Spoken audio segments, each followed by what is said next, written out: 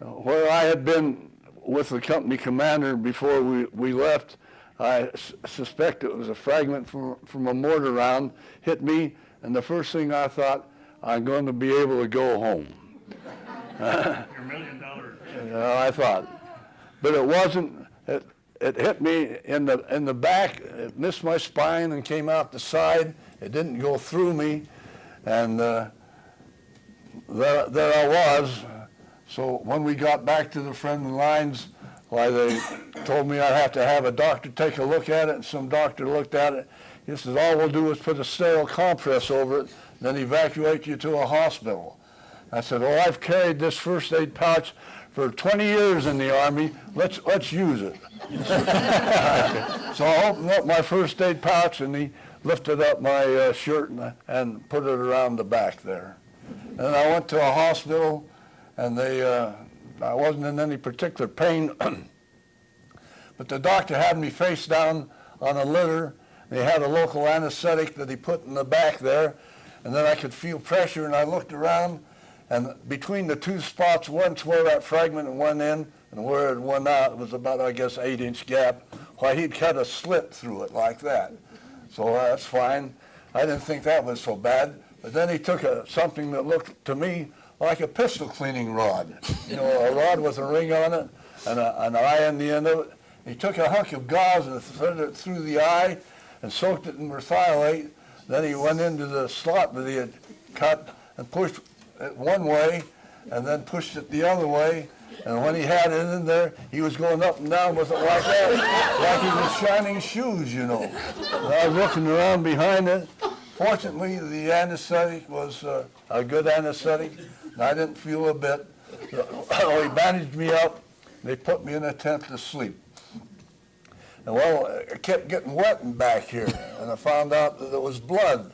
So I'd call a medic, and they'd come, and they'd lift up my shirt and see the blood there, and my sweater was blood-soaked, so they'd take their bandage scissors and cut off a strip of the sweater that was all blood-soaked and put another bandage on.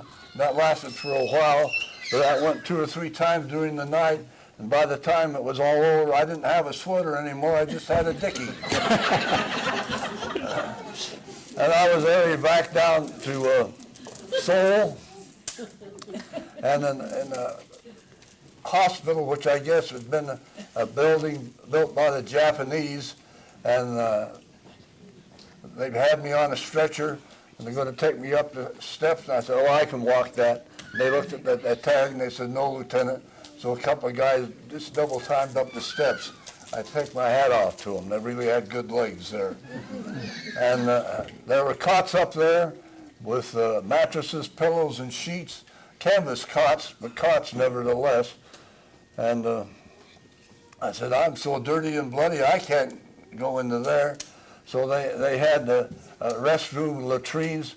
Of course, the building had been damaged and the plumbing wasn't working. So they had 32-gallon GI cans with immersion heaters. Immersion heaters are a gasoline-operated, like a donut with a stovepipe on it. The gas drops down and burns and heats the water, and it's used for your mess sanitation in the field so you can wash your mess kits. So that was there, and of course, the fumes from the gas igniting, there was no chimney there, just a smokestack on the immersion heater. The bathroom was kind of smelly, but I got some warm water and stripped myself down and took a sponge bath. I almost passed out, but then I got back into the bed, and I was glad to see that.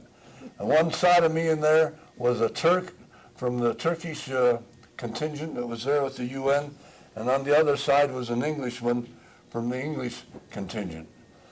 And I have to tell you this too, I didn't have any personal equipment at all. I needed a toilet kit and nothing from the Army, but I had to get it from someplace.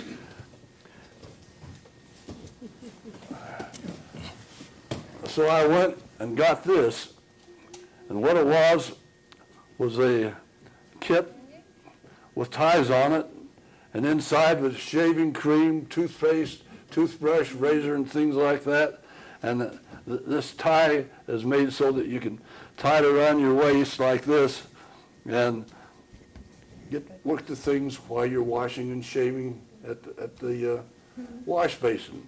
And this little red button here, I know you can't read it, but I asked Mr. Coombs, how about reading it out loud to him, will you? This says, actually, upside down, okay, from American Red Cross, Pittsburgh, Pennsylvania, Chapter. chapter.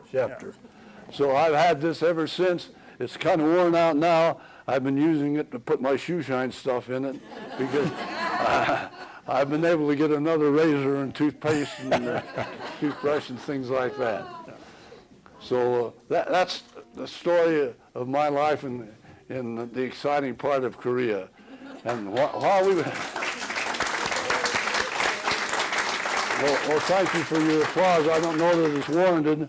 I will have to tell you about in the very beginning when we were in the Pusan perimeter, why we were going this way and that way, would be pointed to certain positions, and before we would get there, why the word would come back, you go someplace else.